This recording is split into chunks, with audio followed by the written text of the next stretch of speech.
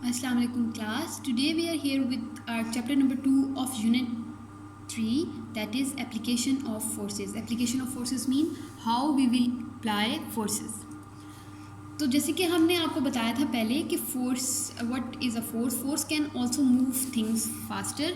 जब हम फोर्स लगाते हैं तो थिंग्स जो है वो फास्ट मूव होती हैं. Force make object move.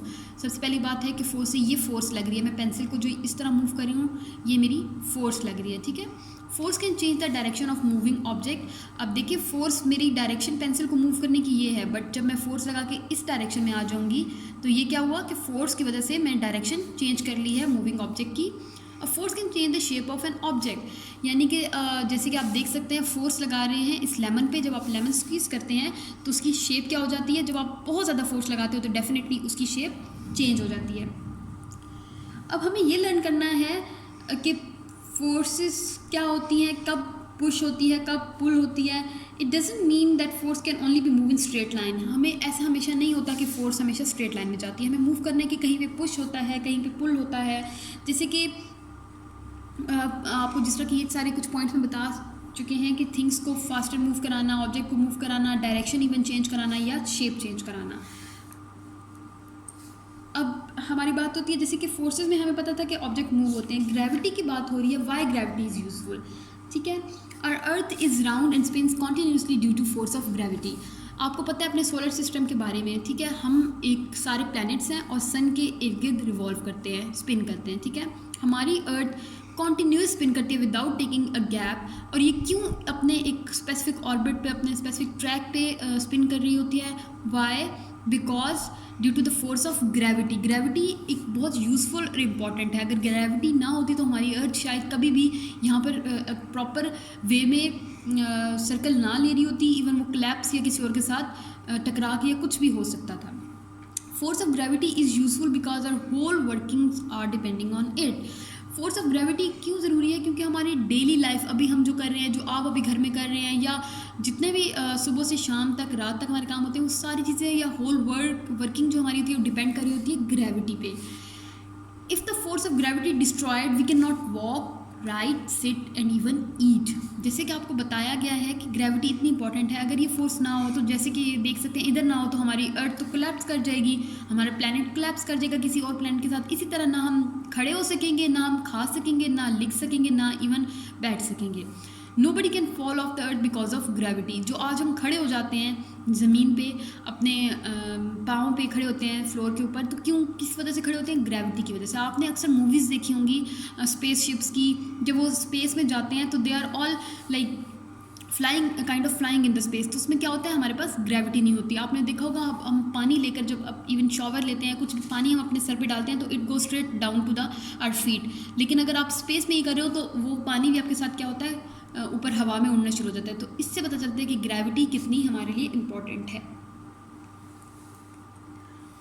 How we use friction. जैसे कि आपको फ्रिक्शन बताया था सबसे पहले कि फ्रिक्शन होती क्या है हमारे पास. जब हम कोई भी दो चीज़ें आपस में मूव करते हैं, रब करते हैं, तो फ्रिक्शन क्रिएट हो जाती है. अब क्या होता है कि when we walk the surface of the trainers rub against the surface of the ground. आपको पता होगा जैसे कि हमारी बात हो रही है कि जो सोल्स होते हैं ना हमारे ट्रेनर्स के, वो डिफरेंट डिज़ाइन होते हैं.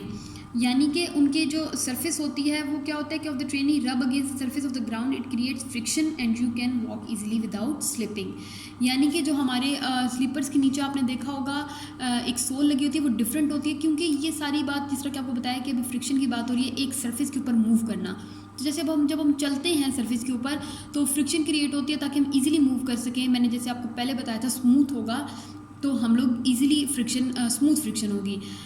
However, we also force of friction we use force of friction in our other type of works. हाँ, फ्रिक्शन सिर्फ वॉक करने के लिए यूज़ नहीं होती, डेफिनेटली हमारे बाकी काम करने के लिए भी यूज़ होती है. जैसे कि फ्रिक्शन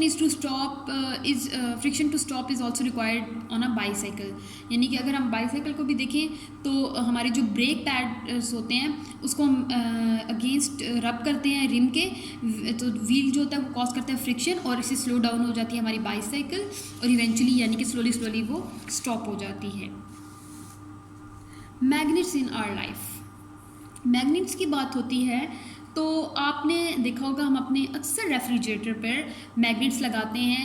इवन कुछ गर्ल्स होती हैं वो बारबी या इस टाइप के मैग्नेट्स उन्होंने अपने उस पर चिपकाए होते हैं। बॉयज़ होते हैं तो दे लाइक स्पाइडरमैन ETC वो उस तरह के लगाए हुए होते हैं, ठीक है। तो ऑफन हर घर में तकरीबन मैग्नेट्स रेफ्रिजरेटर पे होते हैं। We can separate things by using magnets. हम मैग्नेट को थिंग्स को सेपरेट भी कर सकते हैं मैग्नेट से। When cloud strike and rub against each other they produce a very loud sound, this is called thunder. जब थंडर स्टॉर्म आता है या जब रेन होने लगती है तो जब दो क्लाउड्स आपस में बहुत ज़ोर से स्ट्राइक करते हैं, रब होते हैं, तो वो एक बहुत लाउड साउंड प्रोड्यूस करते हैं जिससे हम बचपन में अक्सर डर जाते होते थे, उसको हम कहते हैं thunder. Within a thunder cloud, small bits of ice bump into each other as they move around. They built up a charge and this produced lightning. जैसे कि अब आपको ओवरऑल ज़रा हायर लेवल पे, वाइड वर्ल्ड लेवल पे बताया जा रहा है कि हम मैग्नेट कैसे प्रोड्यूस होते हैं या ये पावर कैसे आती है, फोर्स। जब आपने देखा होगा जब क्लाउड्स आपस में दो रब होते हैं तो हमारे पास एक साउंड आता है, उसको हम थंडर कहते हैं। इसी तरह उस थंडर क्लाउड में यानी कि दो क्लाउड्स हैं, उसके अंदर जो स्मॉल बिट्स होते हैं आइस बम के, वो जब एक दूसरे के साथ मूव होते हैं या मिलते हैं या आप कह सकते हैं स्ट्राइक करते हैं, तो वो एक चार्ज बिल्टअप कर लेते हैं और उससे हमें जो वाइट लाइटिंग नज़र आती है, जो आप एकदम से फ्लैश आउट होता है, आवाज़ आती है गरजने की और फिर हमें लाइटनिंग महसूस होती है, वो हमारे पास इस प्रोसेस से होता है। How muscular force is used. अब हम बात करते हैं मस्कुलर फोर्स की। आपको पता है कि हम डेली बहुत ज़्यादा काम करते हैं और हमारे एवरीडे के वर्क में हमें बहुत ज़्यादा मस्कुलर फोर्स चाहिए होती है। We use it to move many things like shopping trolleys, bicycles and prams. जैसे कि आपने मदर्स को देखा होगा प्रैम्स मूव करते हुए, बच्चों को देखा होगा बाईसाइकिल चलाते हुए, और जब हम शॉपिंग करने जाते हैं this kind of trolley we move. तो इस सब फोर्सेस के लिए हमें काम करने के लिए हमें कौन सी फोर्स चाहिए होती है, that is muscular force. Muscular force क्या है, ये मसल से निकला है। It is related with our body, कि हम अपने बॉडी को जब मूव करने के लिए फोर्स लगाते हैं, कोई काम करते हैं, तो वो मस्कुलर फोर्स होती है और हमें बहुत से काम दिन के करने के लिए मस्कुलर फोर्स रिक्वायर्ड होती है। We also carry shopping bags by using muscular force. जिस तरह हम शॉपिंग बैग की बात करें, इसी तरह आप सब बच्चे जब स्कूल आते हो या जाते हो अपने बैग्स अपने शोल्डर्स पे उठाते हो, तो it is also a muscular force. Thank you.